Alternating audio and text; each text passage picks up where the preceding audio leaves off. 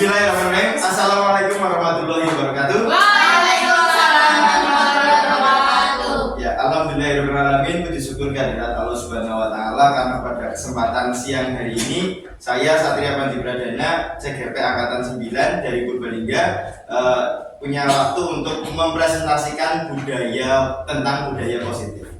Salawat serta salam semoga tetap tercurah pada junjungan kita Nabi Muhammad SAW yang semoga kita kelak mendapatkan syafaatnya di yaumil akhir. Ibu-ibu yang saya hormati, matur nuwun yang pertama saya ucapkan karena pada kesempatan siang ini bersedia atau mau meluangkan waktunya untuk mengikuti diseminasi kami tentang pengenalan budaya positif, terutama nanti di lingkungan sekolahan, yaitu di SMK Negeri 1 Kutasari. Langsung saja nggih, ibu-ibu nggih. Langsung saja. Yang pertama, saya ingin bertanya kepada ibu semua, apakah ibu-ibu ini setuju bila yang pertama, pemberian hukuman dapat mendisiplinkan siswa? Dengan setuju apa tidak? Setuju atau tidak setuju? Tidak. Kenapa tidak setuju, Bu? Karena hukuman nanti jatuhnya siswa itu takut, bukan karena dia menyadari itu. Dia berarti karena takut, bukan karena menyadari. Berarti dengan tidak setuju kalau pemberian hukuman dapat mendisiplinkan siswa. Yang lain gimana? Kalau Bu Nawang bagaimana? Tadi? Mungkin ada sisi tidak setujunya, ada sisi setujunya ya. Ya. Mungkin hukuman yang terlalu berat mungkin dapat memberi efek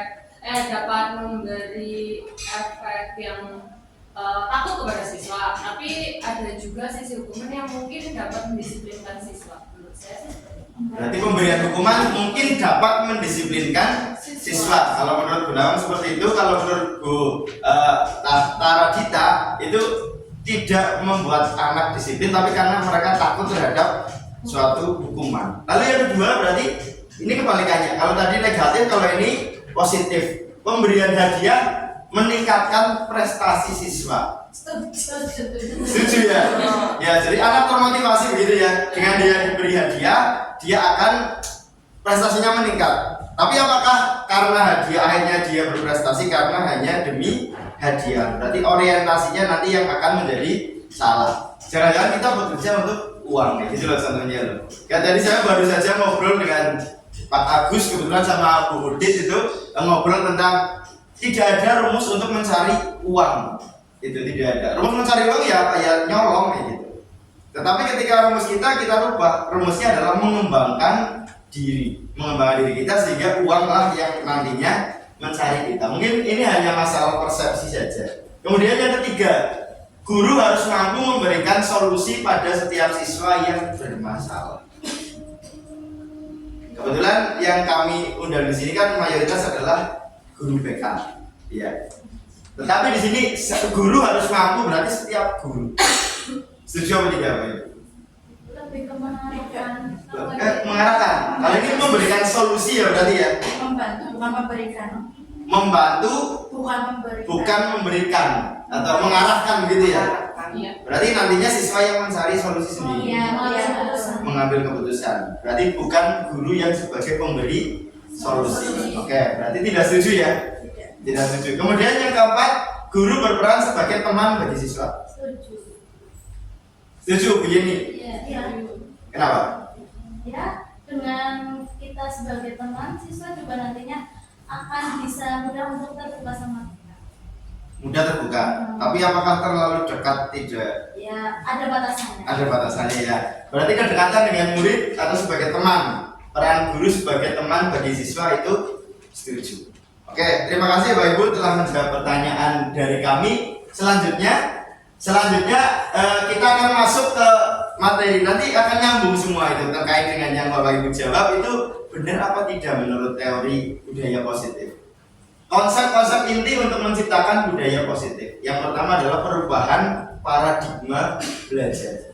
Jadi kita kadang-kadang belajar karena itu tadi, belajar karena ingin dikasih hadiah, belajar karena takut dihukum dan lain sebagainya. Makanya paradigmanya itu dirubah. Dunia ini tidak bisa berubah, cuma yang dirubah adalah paradigma. Soal perasaan contohnya antara satu dengan yang lain itu juga tidak bisa dirubah, tapi paradigmanya dirubah. Misalnya saya dengan siswa benci banget sama itu.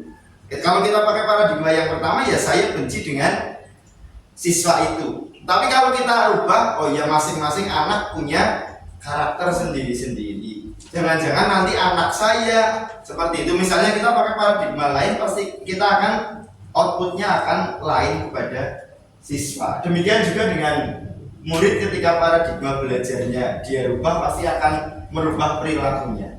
Kemudian yang kedua, disiplin positif dan nilai kebajikan universal. Nilai kebajikan universal itu nilai yang dianggap bagus oleh semua lingkup, baik agama, budaya, ras, ataupun yang lainnya. Yang ketiga adalah motivasi perilaku manusia. Jadi manusia melakukan sesuatu pasti memiliki motivasi. Ya, motivasinya apa? Saya melakukan ini apakah karena A, karena B, karena C, dan lain sebagainya. Lalu yang keempat adalah keyakinan kelas.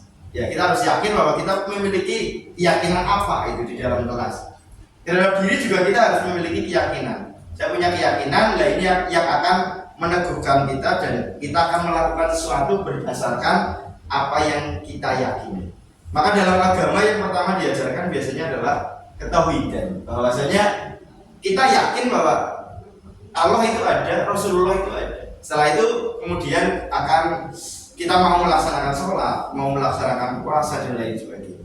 Kemudian yang berikutnya kebutuhan dasar manusia. Jadi manusia punya kebutuhan dasar.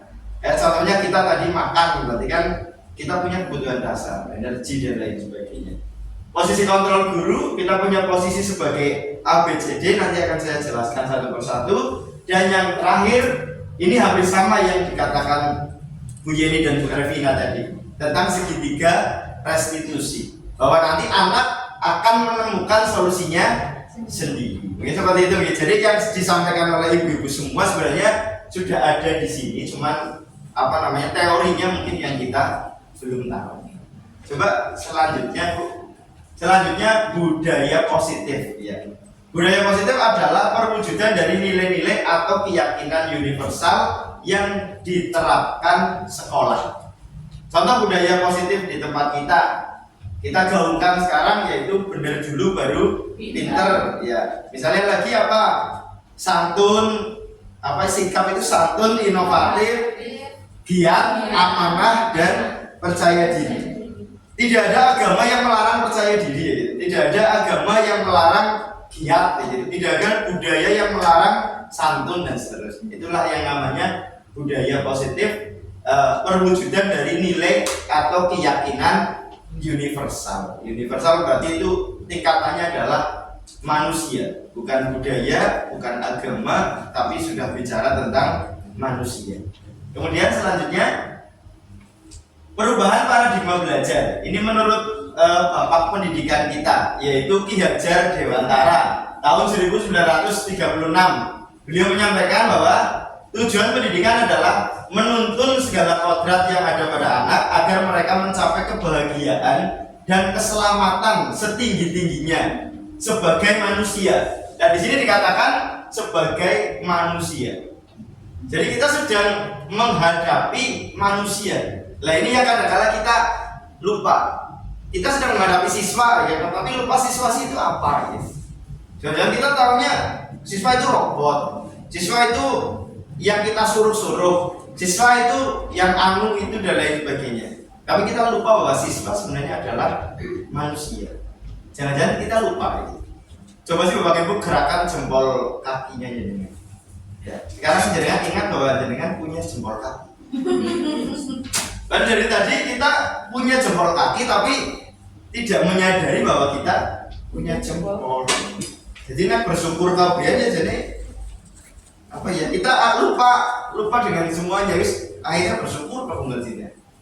Coba kalau hidup kita madep atas. Jadi disyukuri gue.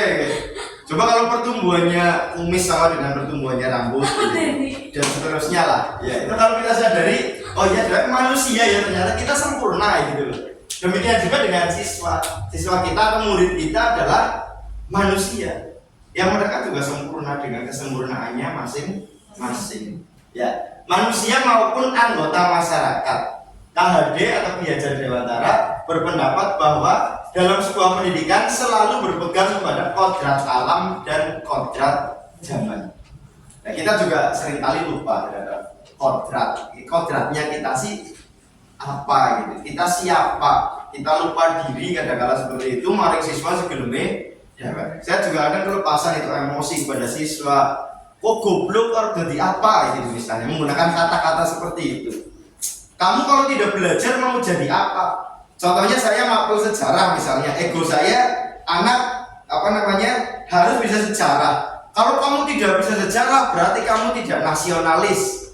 Kemudian Bulia sebagai guru matematika, kalau kamu tidak bisa matematika kamu mau jadi apa gitu misalnya. Dan lain sebagainya lah misalnya. Itu berarti kita menganggap bahwa mereka harus sesuai dengan diri kita. Lalu mereka sebenarnya punya kodrat alamnya masing-masing. Mereka bidangnya apa? Makanya tepat sekali ketika saya mengundang beberapa rekan dari guru BK, karena kalau di guru BK itu ada buku CR dan itu ada apa sih yang namanya ya pemetaan itu apa? Pemetaan loh, anak minatnya apa dan lain sebagainya. Bakat minat. Iya, bakat minat itu ya. Apa namanya itu? Asesmen apa? Diagnostik. Iya ya benar ya. Lainnya itu aja lah. Iya.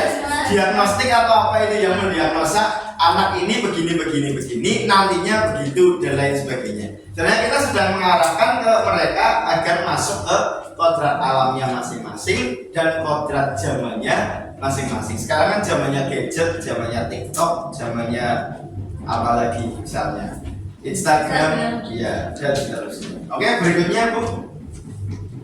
Ki Hajar Dewantara mengumpamakan sekolah sebagai ladang tempat persemaian bibit. Berarti kita hanya sebagai ladang, gitu. Agar dapat berkembang secara maksimal, maka petani dapat memperbaiki kondisi tanahnya.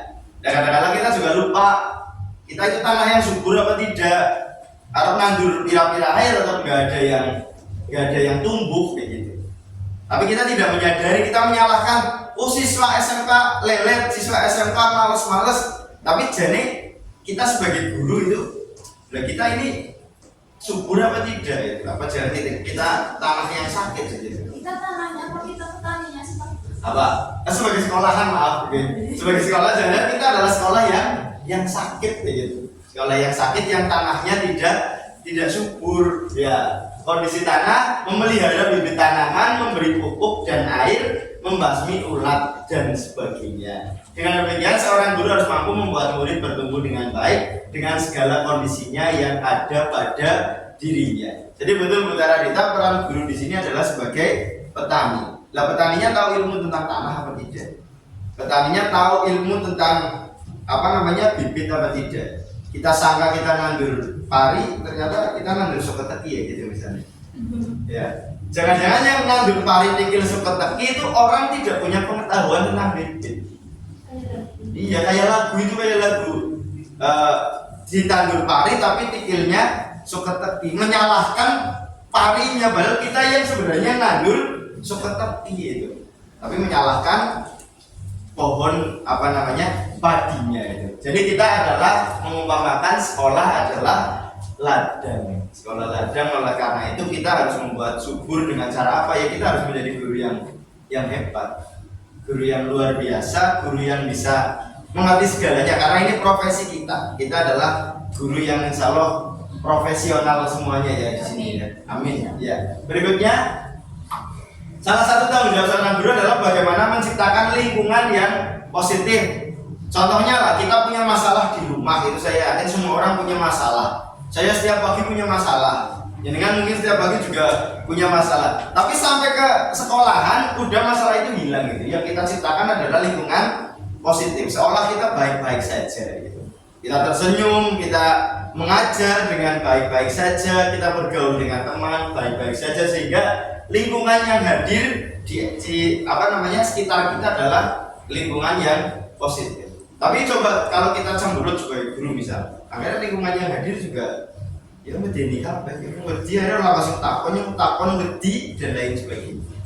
Berikutnya yang terdiri Oh belum ya. Yang terdiri dari warga sekolah yang saling mendukung, saling belajar, saling bekerja sama sehingga tercipta kebiasaan baik. Dari kebiasaan baik akan tumbuh menjadi karakter baik. Pada akhirnya karakter-karakter baik dari kebiasaan baik akan membentuk sebuah budaya positif. Oke. Makanya kita nanti akan ada keyakinan bersama bahwa benar dulu baru pintar. Ini sebenarnya budaya yang akan kita gaungkan kembali agar kita punya persepsi anak itu harus benar dulu, baru mereka nanti mencapai pintarnya masing-masing di bidangnya masing-masing. Selanjutnya Bu,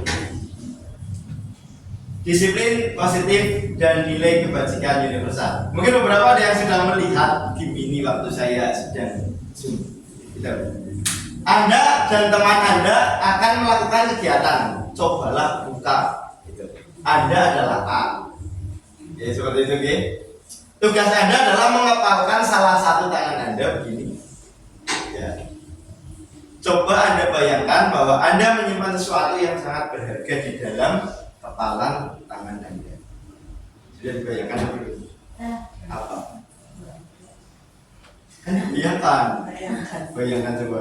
Ada kosong ya. Ternyata kosong adalah sesuatu yang berharga bagi Lia. Oke, coba Anda bayangkan bahwa Anda menyimpan sesuatu yang berharga dalam Anda perlu menjaga benda tersebut sekuat tenaga Anda. Bayangkan manusia ya nggak apa-apa. Masuk kalau dalam bayangan kan manusia bisa masuk kepala tangan. Itu hebatnya pikiran gitu. Tugas B rekan Anda adalah mencoba dengan segala cara untuk membuka kepala tangan Anda. Teman Anda B boleh membujuk, menghardik, mengintimidasi, memarahi, menggoda, bahkan menawarkan Anda uang agar Anda bersedia membuka kepala tangan Anda. Oke, cukup Bu, dilepas. Coba saya minta contoh ya, Bu Gigi dan Bu Yeni. Sini maju ke depan, Iya. Dengan kayak gini ngepal, iya. Bu Yeni di sini, iya. Ini nanti dosa mengepal. Coba dengan membujuk Bu Anggita untuk membuka kepala tangan. Silakan. Bukan pakai fisik. Ini boleh ini. Membujuk, menghardik, mengintimidasi, memarahi, menggoda, menggelitik. Ini boleh buka. Boleh.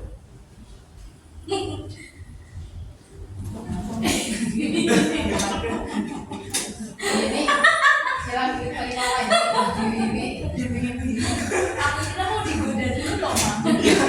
Gak pakai kata-kata apa gitu. Karena si Gigi kan lagi nggak punya tenaga pikir kan.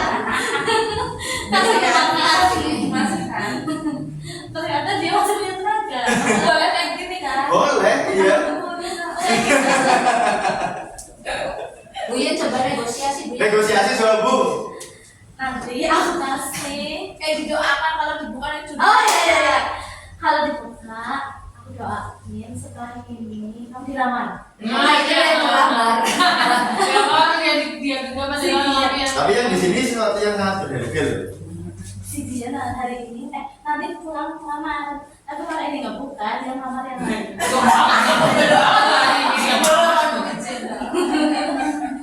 Gimana? Enggak apa. Bulan depan lamaran. Ya nanti lamar yang lain. Coba Ini kan Hmm. beneran ya. Berarti nanti habis ini dia mau lamar yang lain. Nggak apa-apa. Jadi,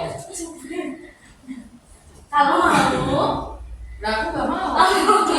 kalau mau, nanti ada 3 laki-laki yang datang. Mau pilih. Aku tetap mau terserah dari itu. Menyerah. Menyerah. Oke, tepuk tangan untuk Bu Gigi dan Bu Yeni. Berarti apa itu tadi? Kesimpulan yang bisa dengan ambil apa yang pertama coba? Dari ini tadi. Ada hal yang bisa dipetik nggak? Tidak semudah itu menggoyahkan kepercayaan. Tidak semudah itu menggoyahkan kepercayaan seseorang. Ya. Tapi seandainya ini tergoda misalnya dengan tadi rujukannya, kalau kamu mau membuka, kamu nanti dilamar loh. Ya semudah itu dia. Kalau misalnya 100.000 lalu dibuka gitu ya, berarti intinya apa Pak Ibu? Keyakinannya kuat. Kalau 100.000 dibuka gitu. Iya. Mudah tergoda. Udah tergoda ya. Tergoyahkan. Mudah tergoyah. Hal yang penting itu bisa mulai dengan duit. Mudah terkontaminasi. Mudah terkontaminasi oleh suatu hal dari luar berarti ya. Iya. Dari luar. Berarti sebenarnya kita sih bisa mempengaruhi orang lain gak sih? Bisa. Bisa. Bisa. Sebenarnya kayak gini, kalau kita simpulkan bahwa sebenarnya kita itu tidak bisa mempengaruhi orang lain. Hanya orang lain yang akhirnya ya dia mau atau tidak gitu loh. Contohnya saya mempengaruhi, sini loh saya diberi 1 juta loh dibuka, saya kan loh tergantung kepikirannya lagi kan. Pikirannya lagi lalu dia akan open apa tidak gitu. Jadi tergantung mindset orang itu ya. tergantung mindset orang yang kita sangka dia dipengaruhi, tapi sebenarnya dia yang mau gitu. Iya. Dia yang mau untuk melakukan itu seperti itu. Misalnya dia ternyata mau membuka dan karena dibayar 2 juta misalnya seperti itu. Seolah kan dia terpengaruh dengan uang. Bisa dapat dipengaruhi oleh uang. Tapi sebenarnya keyakinan pada diri itu yang paling utama, paling kuat. Jadi kalau keteguhan hati jenengan sudah kuat ya udah tidak bisa terpengaruh dengan apapun, tidak bisa dibeli dengan apapun, terutama tentang harga diri. Oke, selanjutnya. Sebelumnya mari kita tanyakan pada teman bagaimana kita berperilaku, mengapa kita melakukan segala sesuatu. Apakah kita melakukan sesuatu karena adanya dorongan dari lingkungan atau ada dorongan dari yang lain? Terkadang kita melakukan sesuatu karena kita ingin menghindari rasa sakit atau ketidaknyamanan. Terkadang kita juga melakukan sesuatu untuk mendapatkan apa yang kita mau gitu. Ya saya mau begini karena mau gitu. Fenomena siswa contohnya tadi kita membahas tentang ada yang bahas seks bebas, contohnya itu ada yang ingin mendapatkan sesuatu yang terkadang kita tidak nyaman, kita disakiti, kita diancam gitu. Nah ini menjadi PR kita semua agar siswa dalam tanda kutip tadi tidak terbawa atau hanya dia merelakan dirinya untuk melakukan hal-hal yang negatif yang di luar kontrol kita sebagai guru di sekolahan. Kemudian berikutnya, dalam budaya kita makna kata disiplin telah berubah menjadi sesuatu yang dilakukan seorang kepada orang lain untuk mendapatkan kepatuhan. Kita cenderung menghubungkan kata disiplin dengan ketidaknyamanan. Jadi selama ini memang kalau kita dengar kita harus disiplin ya gitu, rasanya udah nggak enak gitu. Disiplin sih, disiplin nggak enak lah. Kita bebas sih gitu, pengennya adalah bebas ya. Padahal kembali lagi ke agama, selalu nilai positif yang paling luar biasa tetap aja agama. Agama mengajarkan kita tentang keterbatasan. Semuanya kita dibatasi. Contohnya perempuan misalnya muka yang boleh terlihat itu dibatasi. Terus kita mau ngapain aja dibatasi dengan halal haram misalnya kalau mau makan. Lalu ketika ada hukum kita dibatasi juga dengan fardu, ada fardu ain, fardu kifayah itu contohnya. Tadi kita selalu dalam hidup sebenarnya masuk ke dalam suatu keterbatasan, tidak malah kebebasan gitu. Tetapi karena kita masuk ke keterbatasan dianggap disiplin, lalu disiplin dianggap sebagai sesuatu yang negatif gitu. Berikutnya tidak enak lah. Disiplin berasal dari kata disiplin, disiplin macamnya gitu ya. Yang artinya belajar sebenarnya. Makanya ada disiplin ilmu ya, disiplin ilmu apa, disiplin ilmu sosial. Disiplin mengacu pada disiplin diri yang memiliki tanggung jawab terhadap apa yang dilakukan berdasarkan nilai-nilai yang diyakini. Oke, selanjutnya. Lalu berikutnya nilai-nilai kebajikan universal. Kita melihat dari profil pelajar Pancasila. Sebagai pendidik tujuan kita adalah menuntun murid untuk menentukan disiplin diri sehingga bisa berperilaku yang mengacu pada nilai-nilai kebajikan universal dan memiliki motivasi intrinsik bukan ekstrinsik. Jadi kalau tadi motivasinya uang adalah intrinsik, motivasinya tidak mau membuka itu intrinsik karena dari dalam. Dia tahu yang ada di genggamannya itu lebih penting daripada tawaran-tawaran yang ada. Seperti itu. Nilai-nilai kebajikan adalah nilai yang disepakati bersama lepas dari suku, bangsa, agama, bahasa maupun latar belakang. Itu namanya nilai kebajikan universal. Lalu apa saja kalau dalam kurikulum Merdeka kita kenal di profil pelajar Pancasila, yaitu ada beriman pertama kepada Tuhan Yang Maha Esa, berkebinekaan global, mandiri, gotong royong, bernalar kritis, serta yang terakhir yaitu kreatif. Oke. Sebenarnya banyak sekali nilai universal dalam hidup kita. Berikutnya Bu. Berikutnya kita masuk ke kebutuhan dasar manusia. Kebutuhan dasar manusia adalah segala sesuatu yang kita lakukan untuk mencapai apa yang kita inginkan. Seluruh tindakan yang kita lakukan memiliki tujuan tertentu, dan semua usaha terbaik yang kita lakukan adalah dalam rangka agar kebutuhan dasar kita terpenuhi dengan baik. Jadi siswa kadang-kadang berangkat ke sekolah juga mereka punya kebutuhan dasarnya masing-masing. Jangan berangkat ke sekolah atas dasar kebutuhan pangan. Kalau dia tidak sekolah, dia tidak bisa mengembangkan hidupnya, suatu ketika keluarganya tidak makan. Itu ada. Lalu yang kebutuhan dasarnya karena mungkin ya, hanya takut dimarahi oleh orang tua, ya ada. Jadi berbeda-beda nanti. Kebutuhan dasar manusia merupakan unsur yang dibutuhkan oleh manusia untuk mempertahankan keseimbangan, dua keseimbangan ini, fisiologis maupun psikologis. Ya. Jadi kebutuhan dasar ini harus seimbang. Contohnya kebutuhan dasar psikologis ya tentang berpikir misalnya, tentang keagamaan, tentang relaksasi lah. Lalu kemudian fisiologis juga olahraga, kita butuh cuci mata misalnya, ke mall atau kemana, itu juga perlu untuk memenuhi kebutuhan dasar sebagai perempuan, terutama manusia yang perempuan. Karena manusia nanti beda lagi antara manusia yang laki-laki dan manusia yang perempuan. Kalau perempuan kan kebutuhannya kayak gitu, laki-laki kayak gitu, itu berbeda, dua makhluk yang berbeda. Berikutnya, nah ini 5 kebutuhan dasar manusia, semuanya sama. Bertahan hidup. Jadi kalau ini terancam, kita boleh protes. Sampai kebutuhan kita bertahan hidup saja terancam. Pangan kita terancam, itu kita harus protes. Kebutuhan akan kasih sayang. Kita butuh kasih sayang. Tidak harus dengan cinta, tidak harus dengan romantisme, tetapi saya disupport oleh teman-teman saja, ini sudah namanya kasih sayang. Berikutnya, kita butuh penguasaan. Manusia juga butuh yang namanya penguasaan. Yang keempat adalah butuh kebebasan. Tetapi nanti nilai-nilai akan mengerucutkan kita pada sebuah peraturan-peraturan yang itu nanti tidak bebas, semakin sempit semakin sempit. Kemudian yang terakhir adalah kesenangan. Itu kebutuhan dasar manusia.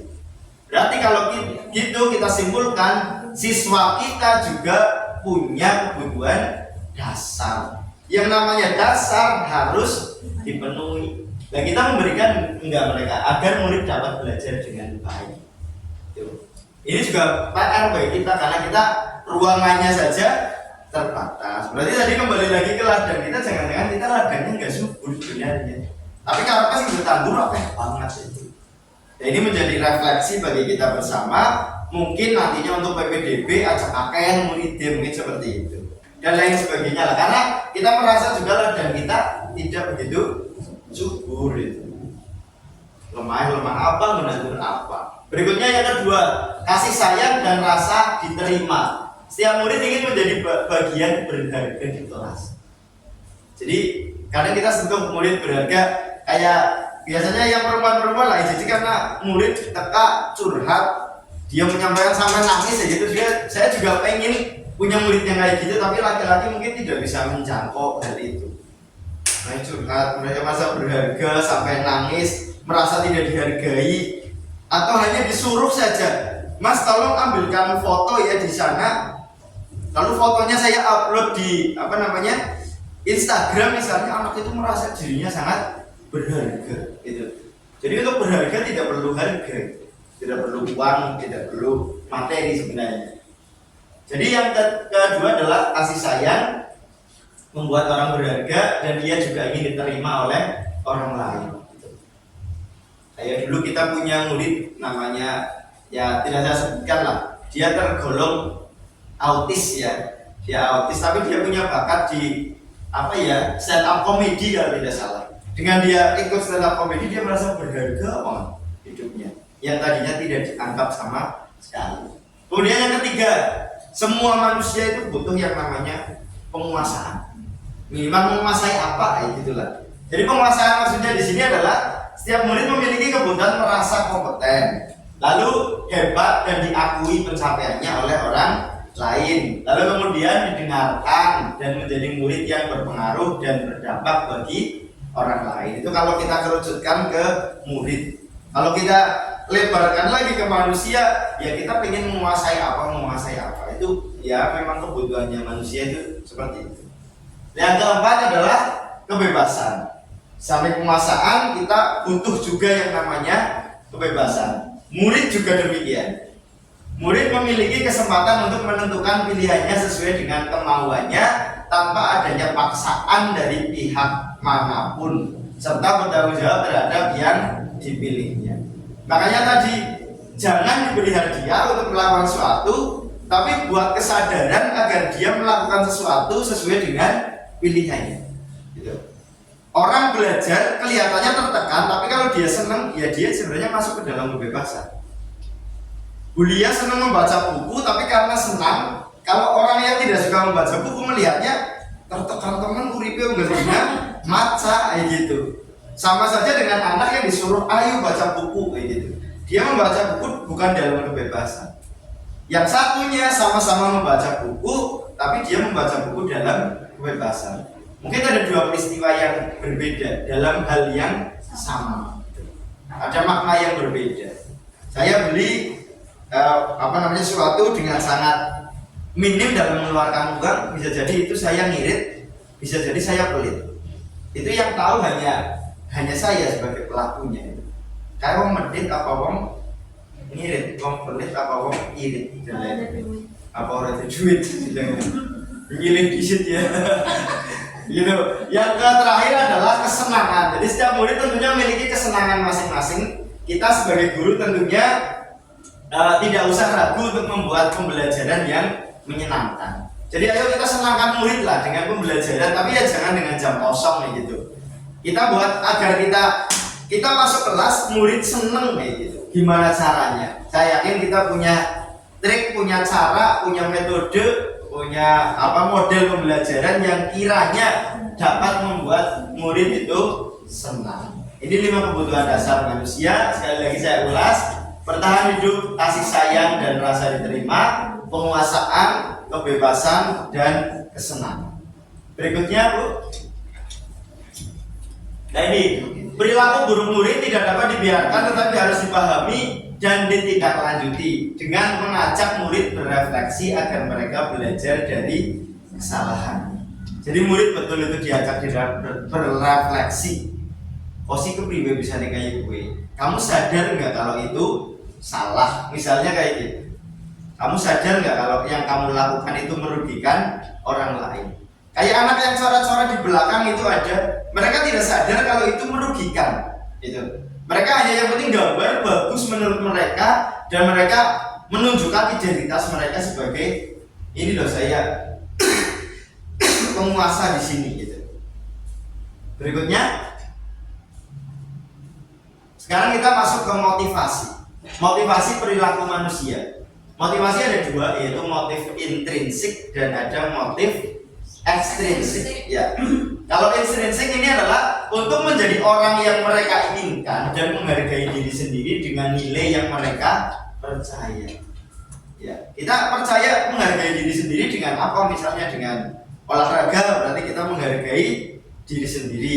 Dengan HP-an, dengan nge-game, dengan apa gitu. Pokoknya yang munculnya adalah dari keyakinannya kita sendiri. Ya, dengan saya begini nanti begitu, dengan saya begini nanti begini dan seterusnya. Menurut keyakinan kita masing-masing. Lalu yang kedua ada motif ekstrinsik. Motif ekstrinsik berarti sudah saya jelaskan yang tadi itu, yang ingin mendapatkan atau melakukan sesuatu karena takut atau menghindari hukuman. Atau yang kedua, ingin melakukan sesuatu karena ingin mendapatkan suatu dari luar, hadiah, penghargaan atau imbalan. Ya, jadi kita melakukan sesuatu karena orang lain. Ya, kalau ibu kepala sekolah biasanya, ayo lakukan sesuatu bukan karena siapa kepala sekolahnya, gitu. Tapi kita melakukan sesuatu untuk level yang lebih tinggi dari manusia. Mungkin kita menggunakan level ketuhanan, level keagamaan, ataupun yang jelas yang lebih tinggi daripada yang ada di sini yang sifatnya kekal ataupun ya semi kekal seperti itu. Kayak negara contohnya lah, kita ya karena kita berpedoman pada dasar negara ya gitu. Tapi dasar negara pun negara punya kemungkinan untuk hancur. Makanya kita pegangannya lebih kekal lagi yaitu kepada Tuhan gitu. Jadi atas dasar saya melakukan ini karena Tuhan misalnya seperti itu. Karena perintah agama, karena saya patuh terhadap dan seterusnya. Jadi untuk menjadi orang yang mereka inginkan dan menghargai diri sendiri dengan nilai yang mereka percaya itu adalah motif intrinsik. Ini yang paling kuat, yang harus kita bangun, yang harus kita tanamkan. Walaupun anak kadang-kala menerima motivasi itu dari luar, tapi lama-lama itu akan menjadi keyakinan dan akan menjadi motivasi perilaku manusia yang kita kategorikan sebagai motif intrinsik. Maka ada orang yang bilang, kalau mau melihat seseorang, lihatlah dari karakter teman-temannya. Karena orang juga dapat terpengaruh dari motif ekstrinsik. Jadi kalau teman-teman saya itu kayak gitu ya, saya tidak jauh dari itu. Karena saya juga mudah terpengaruh juga. Kita kadang-kadang mudah terpengaruh oleh yang dari luar. Berikutnya, hukuman. Kita akan bicara tentang hukuman, konsekuensi, dan restitusi. Nah ini bedanya. Yang pertama, hukuman itu tidak terencana, bersifat satu arah, bisa berupa hukuman fisik, psikis, ataupun kata kasar. Dan yang kedua, konsekuensi. Kalau konsekuensi ini bersifat terencana, karena sudah disepakati. Ini konsekuensinya ini, dan seterusnya. Bentuk-bentuk konsekuensi sesuai dengan kesepakatan. Walaupun mungkin berupa fisik, tapi sesuai dengan kesepakatan. Nah, yang ketiga adalah restitusi. Itu I-nya malah ke bawah. Proses kolaboratif yang mengajarkan murid untuk mencari solusi untuk masalah mereka dan membantu murid berpikir tentang orang seperti apa yang mereka inginkan dan bagaimana mereka harus memperlakukan orang lain. Ya, jadi kita kembalikan lagi ke murid. Kemarin kasus ya DWP ya yang dirusak komputer ya. Dulu 3 bulan yang lalu kalau tidak salah lah. Mereka akhirnya ditanyakan kalau tidak salah sama Bu Gigi itu, kenapa kamu melakukan itu? Motivasinya apa dan lain sebagainya. Sehingga mereka akan menemukan sendiri kenapa saya bersalah dan bagaimana saya menebus kesalahan itu. Itu namanya restitusi. Itu. Jadi ada 3 ini, hukuman, konsekuensi, dan restitusi. Oke. Coba Bu, selanjutnya Bu. Nah ini, kalau ini saya pengen Bapak Ibu jawab. Yang pertama, mencatat 100 kali dalam buku dengan kalimat ya, saya tidak akan terlambat lagi karena terlambat ke sekolah. Itu hukuman atau konsekuensi? Hukuman. Ada yang menjawab konsekuensi apa tidak? Bisa konsekuensi misalnya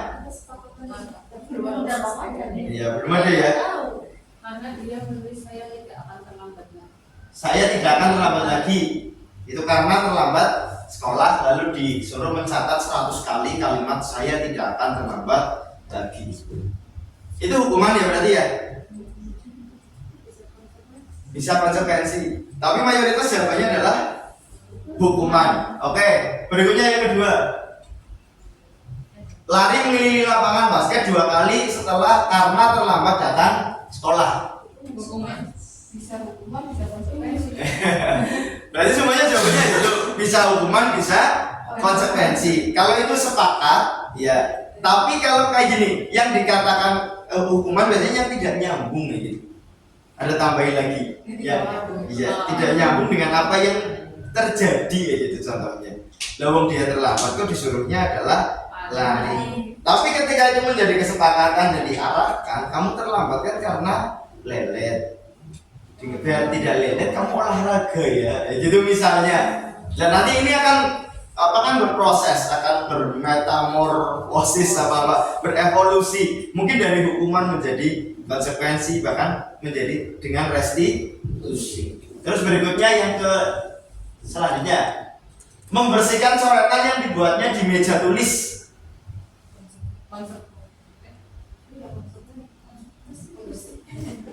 Restitusi. Hukuman atau konsekuensi? Hukuman atau konsekuensi?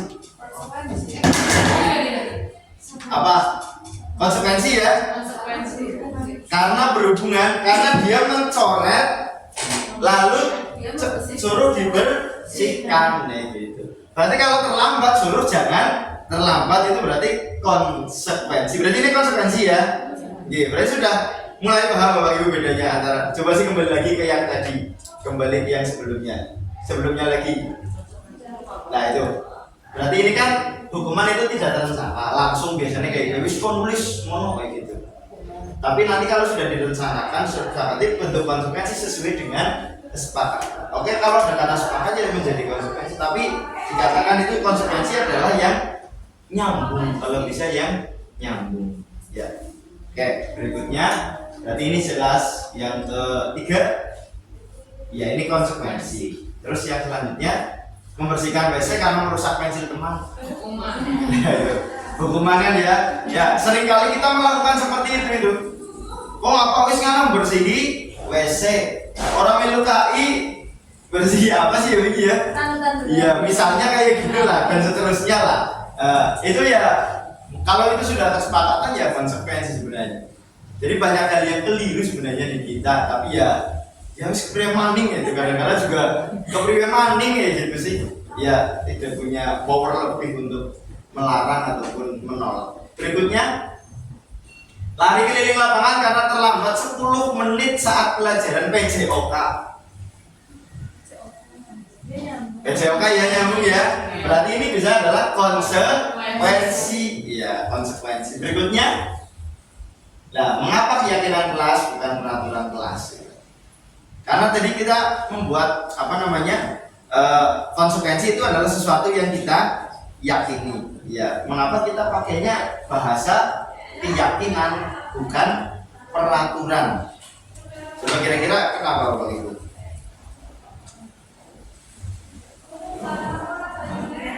Nyaman, benar. Biar lebih nyaman dan biar lebih bersifat intrinsik. Itu kan seperti itu. Karena yang paling kuat itu sebenarnya adalah intrinsik. Kalau kita sudah keyakinannya dari hati, dari dalam, ya udah, berarti kita akan sangat kuat untuk meneruskan itu, untuk menjalankan, untuk melakukan hal tersebut. Tetapi kalau kita pakainya peraturan, itu seolah itu dari luar kita, dan kita harus nurut kepada yang ada di luar. Makanya kalau dalam guru penggerak itu disepakati adalah keyakinan, bukan peraturan. Walaupun jajannya aslinya aturan, cuman tadi lagi perubahan paradigma itu, paradigma kita yang dirubah. Cinta itu ada apa tidak Bu? Ada mungkin. Cinta itu ada apa enggak Bu? Ada. Tapi ada nggak benda? Tapi Cinta Pak. ya kayak ada suatu cerita itu Tuhan itu ada apa tidak itu? Ketika banyak yang tukang cukur itu sedang nyukur, gimana sih ya yang tukang cukur ya? Nyukur bilang kalau Tuhan itu tidak ada. Lah kelalen lah ceritanya lah. Punya analogi bahwa Tuhan ada atau tidak itu sebenarnya dalam persepsi manusia. Tuhan ada sebenarnya gitu. Cuman yang tidak meyakini Tuhan menjadi tidak ada gitu. Bukan karena Tuhannya tidak ada, tapi dia saja yang berpikir bahwa Tuhan itu tidak ada. Akhirnya menjadi tidak ada. Padahal aslinya nyatanya adalah ada gitu. Berikutnya, coba perhatikan ini, mengapa kita memiliki peraturan tentang penggunaan helm pada saat mengendarai Kendaraan roda 2. Lalu mengapa kita memiliki peraturan tentang penggunaan masker dan mencuci tangan? Itu kira-kira kenapa? Keselamatan. Lalu kesehatan. Ya betul sekali. Selanjutnya Bu. Tuh, berarti nilai keselamatan dan kesehatan. Berarti jenengan tuh yakin kalau nggak pakai helm itu nggak selamat. Itu bisa jadi kan gitu. Iya. Tapi kan ada orang yang tidak pakai helm karena peraturan itu ada. Tapi saya yakin kalau seorang guru memakai helm karena keyakinan akan nilai keselamatan.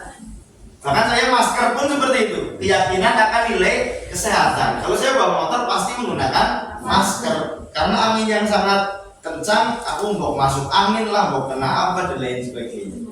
Jadi nilai-nilai kebajikan bahwa menekankan pada keyakinan seseorang akan lebih memotivasi seseorang dari dalam. Itu. Seseorang akan lebih tergerak dan bersemangat untuk menjalankan keyakinannya daripada hanya sekedar mengikuti rangkaian peraturan tertulis tanpa makna. Oleh karena itu saya kepada istri saya setiap hari saya ganteng apa enggak, biar lama-lama dia yakin bahwa iya suami saya itu ganteng ya, saya keyakinan tanpa saya memaksakan itu. Setiap hari itu setelah dandan itu dulu dia tanya, "Yos ganteng apa orang?" kayak gitu. Memberi sugesti. Iya, memberi sugesti tanpa dia tertekan, tanpa dia merasa dia sudah saya sugesti. Jawabannya apa?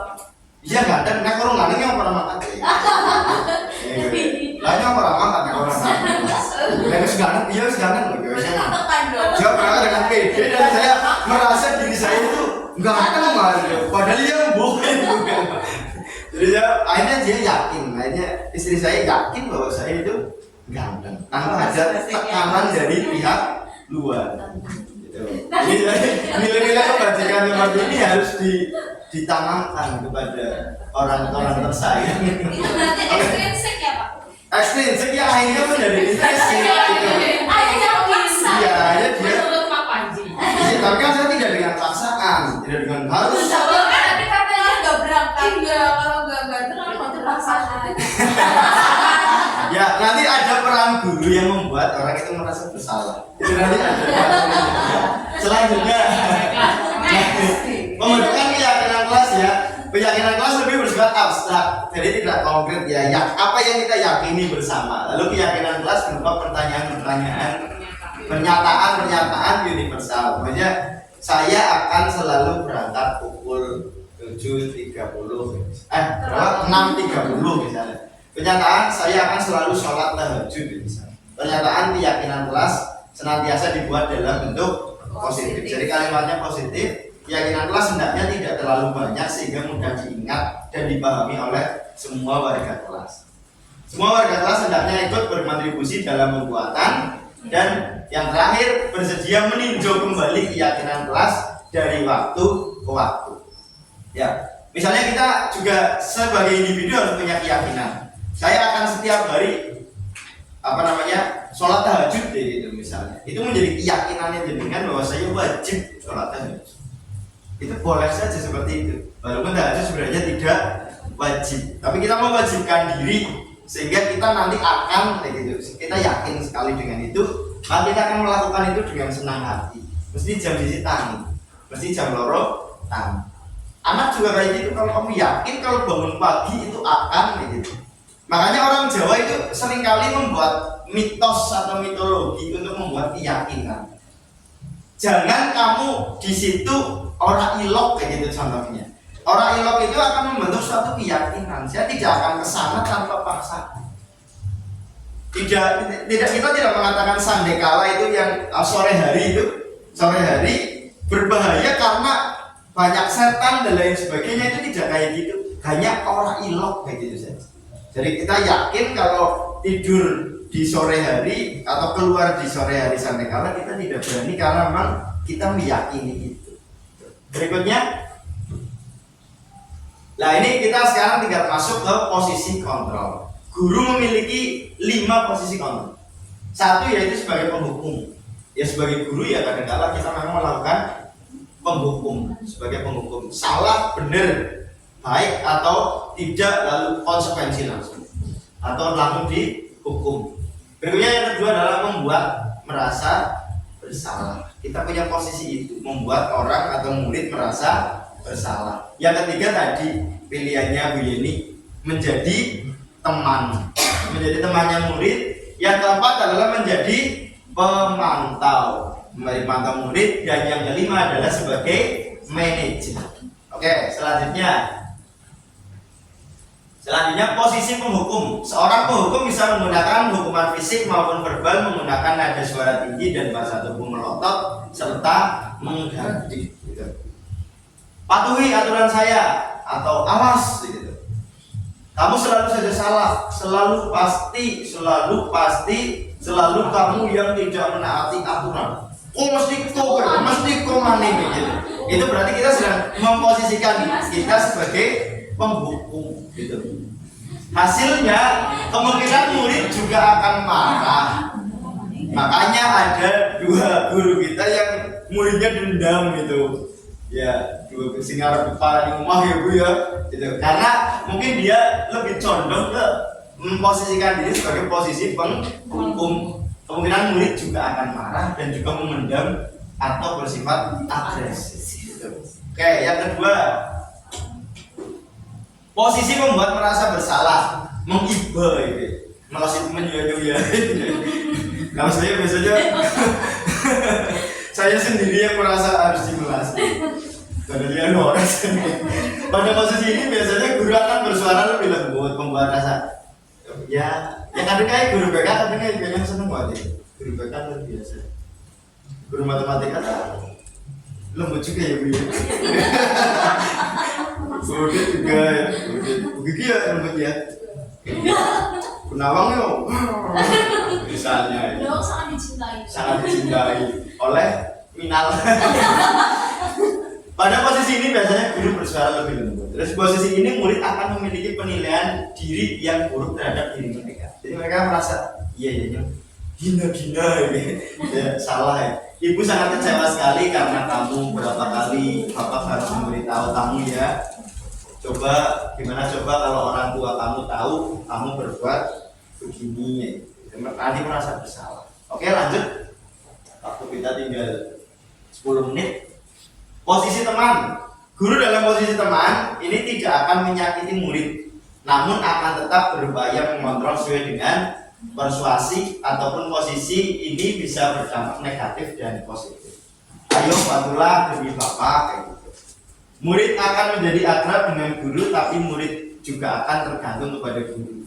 Jika tidak membantu maka murid akan kecewa. Yaitu posisi kalau kita sudah memposisikan sebagai teman, kita jangan sampai menjadi teman yang pilih kasih. Biasanya mereka kecewa, akhirnya dia tidak dipakai gitu. Misalnya dalam suatu lomba mereka akan kecewa dengan kita. Sebenarnya posisi semuanya bagus, tinggal porsinya mau bagaimana. Berikutnya posisi pemantau. Guru pada posisi ini memantau berarti mengawasi. Pada saat kita mengawasi, kita bertanggung jawab atas perilaku orang yang kita awasi. Contohnya peraturannya apa, lalu tanya lagi misalnya apa yang telah kamu lakukan, mereka menjelaskan, lalu sampai penjelasannya ya sampai mana udah kita pantau aja gitu. Kita tuturi handaya, kita di belakang. Kalau imadio mengengkaso berarti kita di depan, ya penghukum itu berarti imadio mengengkaso. Kalau teman tadi berarti ingarso sungtulurdo tadi, kita di depan itu kita mau mengatakan itu benar atau salah. Lalu kalau kita di tengah sebagai teman itu imadio mangun arso. Lalu kita kalau sebagai pemantau kita sedang melaksanakan tuturi handaya. Murid memahami konsekuensi yang harus jalankan karena telah melanggar peraturan sekolah. Oke, berikutnya. Nah, ini posisi manajer adalah posisi di mana guru berbuat sesuatu bersama dengan murid, mempersilahkan murid mempertanggungjawabkan perilakunya, mendukung murid agar dapat menemukan solusi. Seorang manajer telah memiliki keterampilan di posisi teman maupun pemantau. Jadi kalau manajer ini posisi yang paling tinggi, dia akan bisa menempatkan jadi batir, jadi pemantau, jadi penghukum, jadi apalagi tadi satu ya, pemantau, penghukum, teman, lalu siapa lupa sendiri malah ya, penghukum, pemantau, Jangan dulu loncat ya Pak. memantau, teman, pembuat merasa bersalah ini kan. Ya jadi yang merasa bersalah ini karena menjelaskan tidak apa malah ya. Kalau posisi manajer ini apa yang kita yakini, kembali ke keyakinan kelas ya. Lalu apakah kamu meyakininya, lebih ke meyakinkan mereka, kondisi manajerial. Tapi rata-rata kalau saya tanya ke teman-teman itu posisi yang terbaik adalah peran kita di posisi manajer. Oke, selanjutnya ini contoh gambar-gambar ya, anak yang ini stres mungkin tidak bisa mengerjakan, ini nyontohan banget, ya cilikan mungkin tuduhan, ya ini telatan. Biasanya yang cantik-cantik ini yang telat, cantik-cantik gaul ya biasanya telat lah. Ya, kimia budi cantik SMA. Terus berikutnya apa itu restitusi? Yang terakhir restitusi ya tadi ya. Ya, dalam mendisiplinkan siswa dan membantu siswa dalam menghadapi permasalahan yang terjadi, maka langkah yang dapat kita lakukan adalah dengan segitiga restitusi. Nah, berikutnya proses menciptakan kondisi bagi murid untuk memperbaiki kesalahan mereka sehingga mereka bisa kembali kepada keluarga mereka dengan karakter yang lebih kuat. Jadi kalau dalam restitusi adalah ketika ada anak misalnya telat ya, mereka telat, lalu kita melakukan menstabilkan identitas. Misalnya kamu telat kenapa? Dia cerita dulu. Terus kita kita motivasi anak tersebut ya, kabeh wong tahu telat. Pak guru juga dulu pernah telat. Jadi stabil dulu. Oh iya saya tidak terlalu parah lah kesalahannya. Lalu yang kedua, validasi tindakan. Kamu lakukan salah atau tidak. Nah, proses itu bisa dengan kata-kata yang dibuat lain oleh ibu guru semua. Yang jelas ada 3 proses ini. Kemudian yang terakhir adalah menanyakan tentang keyakinan. Nah, kalau kamu begitu, harusnya bagaimana? Apa yang kamu yakini tentang itu? Dan inilah yang namanya proses segitiga restitusi. Kemudian berikutnya Bu.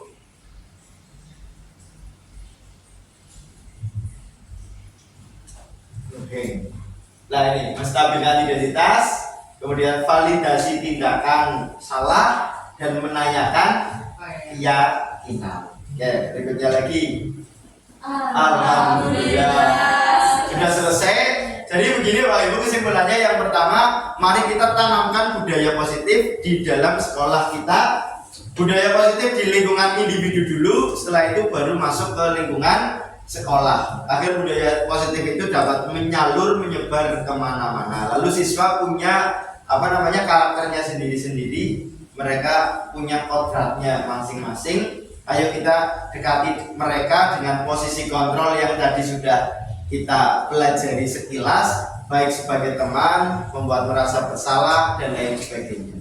Kemudian jika ada permasalahan, kita selesaikan dengan proses tadi, yaitu segitiga restitusi. Jadi mohon jangan langsung menghardik kepada siswa. Jangan-jangan mereka punya masalah, jangan-jangan mereka belum makan, jangan-jangan kebutuhan dasar manusianya mereka belum terpenuhi. Oleh karena itu, kita sebagai guru, sebagai pekerjaan yang paling mulia katanya, semoga benar-benar menjadi pekerjaan yang mulia dan barokah untuk kita semua.